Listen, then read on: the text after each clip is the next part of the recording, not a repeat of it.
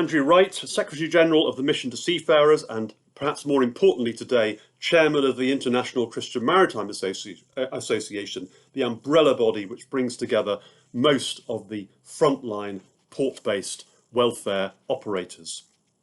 It's a pleasure to be able to speak to you. I spent the run-up to Christmas 1981 in prison. It was a salutary experience, never forgotten. And before you get too worried, I actually did it as part of my training for being an Anglican priest. I lived the full prison life. With my possessions removed and having donned my scratchy prison uniform, I was marched to a cell. My arrival unheralded and unknown even to most of the warders, it was left to me to explain my presence to fellow inmates. That proved interesting. My 2 weeks inside, or my bird as they called it, gave me extraordinary access to the lives and thinking of prisoners, a number of whom I got to know very well indeed. Locked in my cell for the night, by day I took part in the full range of prison tasks and labour over the time I was there. It was definitely amongst the longest 2 weeks of my life. Experiences included playing in what was possibly the most violent football match I've ever experienced, witnessing a bungled escape effort and an attempt at suicide, and being subject to warders who could be both fair and foul. I learnt the rigid hierarchies of prison life, the dangers of indebtedness, and the genuine horror of prison food, almost inedible. The breakfast porridge was unthinkably awful, but I did force it down, especially on the last day, when they say that if you don't finish your porridge, you'll be back to finish it off. What I learnt above all, however, is that the true pain of prison is that sense of losing control over your own destiny, that complete loss of freedom, the absence of choice. That was most apparent in relation to events back home. Some prisoners heard, and the rumour mill rapidly circulated fiction as well as truth, of the unfaithfulness of wives or girlfriends, of deaths in the family, of significant problems with children. This is what drove them insane, unable to respond, to visit, and with even telephone calls radically limited.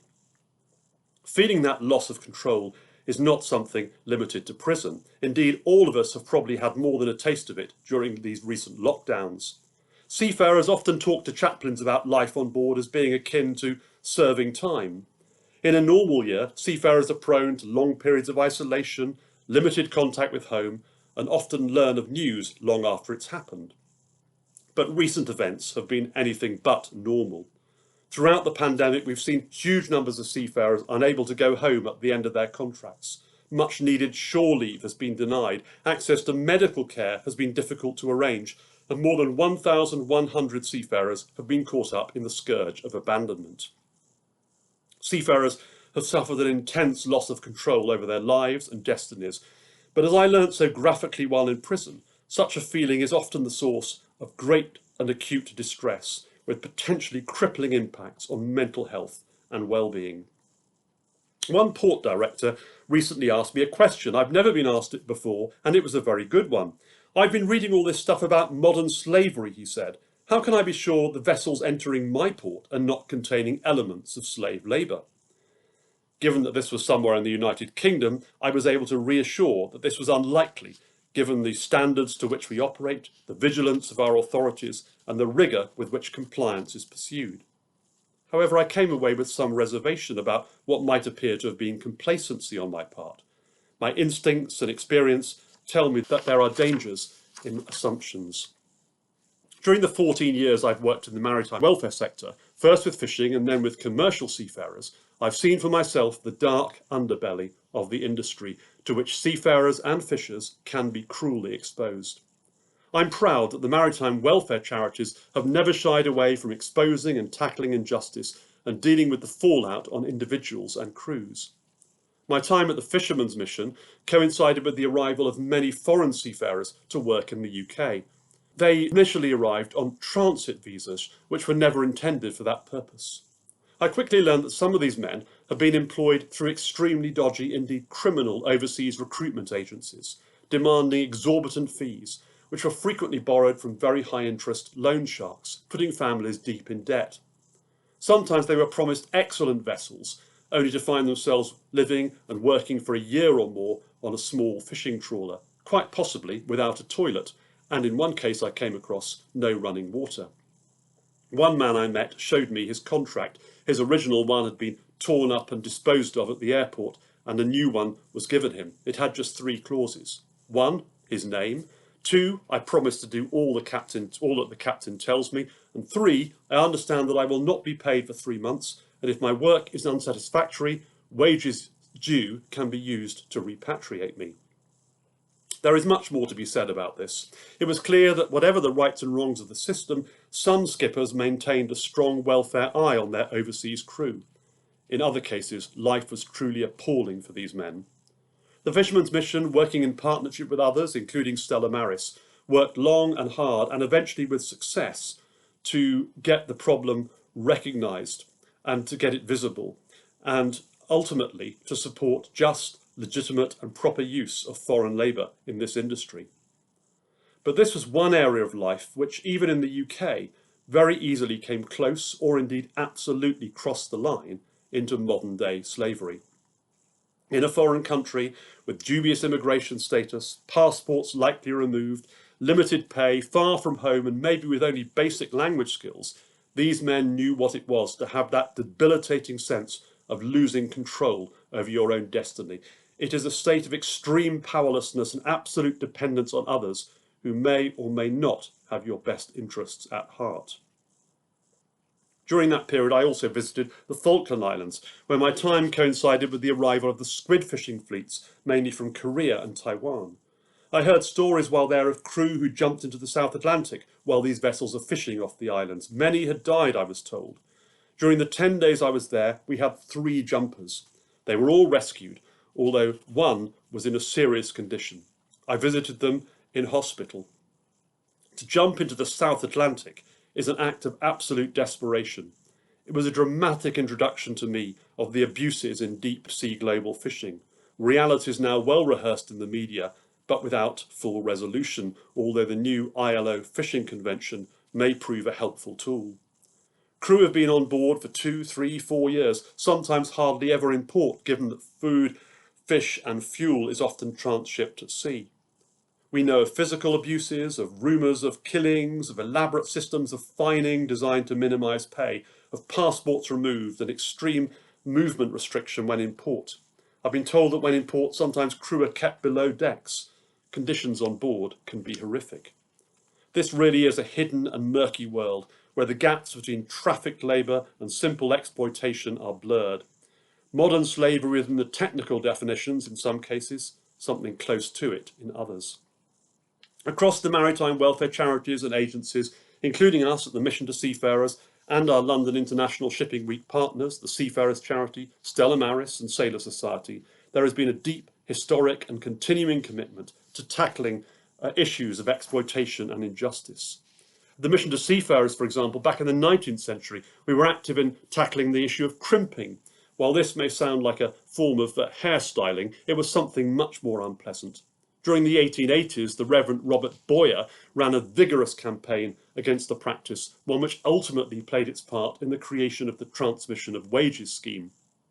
Also known as Shanghaiing, crimping was the result of paying crew wages through the local shipping office several days after the ship's arrival. In the interim, under the guise of hospitality, on arrival in port, the crimps would offer newly arrived crew rooms, food and alcohol with great generosity while they waited around for payday. Then the crimps would present the shipping office with a bill as soon as wages became available. This could drain the indebted crew of resource and force them immediately back to sea again. The revised scheme led to a seafarer being given a ticket home with a small amount of money and then receiving wages at home. It was an early victory, but the battles for justice have continued over many years by all our charities, and they continue still. Of course, collaborative efforts and agreements across the international maritime agencies have been completely game-changing, with the MLC providing the most recent and very, very welcome platform in support of crew welfare and human rights. But all our charities continue to see issues. At the same time, my colleagues and I are always very keen to salute so many individuals and companies across shipping who've done so much to improve life for crew. Are things better than they were in days gone by? I was asked recently. The answer is certainly yes, especially across the best of shipping and in certain parts of the world. However, my purposes are to add into that statement a strong note of caution, of a profound and developing commitment to crew welfare across so much of the industry, and of the best intentions of many, I am in no doubt. I think that this has intensified over these 18 months of the pandemic, and I have been so pleased to see the quality of partnership across the industry as we've tried to address issues of crew change together. That has in fact been one of the best things to emerge from the pandemic.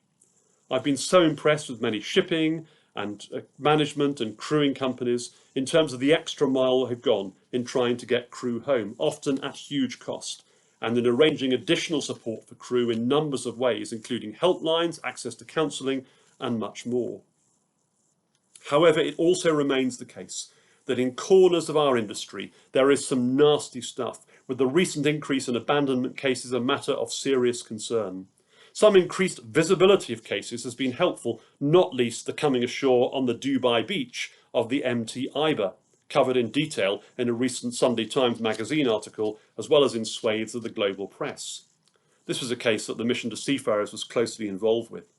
Another prominent case has been that of the MV Aman, where its single remaining crew member, Mohammed, had been on board for 4 years, trapped in the Suez Canal, swimming ashore for supplies. With crew trapped out of sight, often at anchor, unpaid, unable to get home, and often without guaranteed access to food, water and fuel, conditions are often appalling and choices non-existent or negligible, certainly creating conditions of modern slavery. Yet despite the recent media attention and the commitment from industry to resolve the issue, current numbers recorded in the ILO abandonment database look set to match and possibly exceed the number recorded last year. In another nasty corner of the industry is the issue of unregulated and illegally operating crewing agencies. The issue of crew paying such agencies to take them on remains a real scandal. I cannot comment on the extent and full impact of such agencies, but on visits to India and to the Philippines, the practice has certainly been brought to my attention by families and by seafarers. It creates very significant debt, often, as with those fishing cases I spoke about, involving big payments from loan sharks at exorbitant rates. The Maritime Labour Convention forbids such practices, and I know that efforts have been made by governments in India and elsewhere to wipe out the practice. However, efforts can be hampered by the deeply embedded nature of such cultural norms. While strenuous and increasing efforts are made to keep such practices out of mainstream shipping, how sure can we be that this practice does not come much closer to home than we would like to think?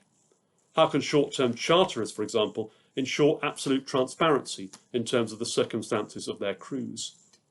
Modern slavery is often defined in terms of the following categories: human trafficking, forced labour, debt bondage or bonded labour, descent-based slavery where people are treated as property and slave status is passed down the maternal line, slavery of children, forced and early marriage.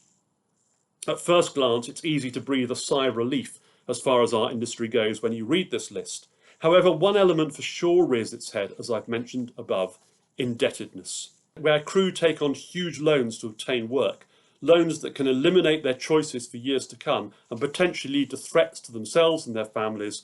Modern slavery is close at hand. It is an issue of which we need to be aware and against which we must campaign.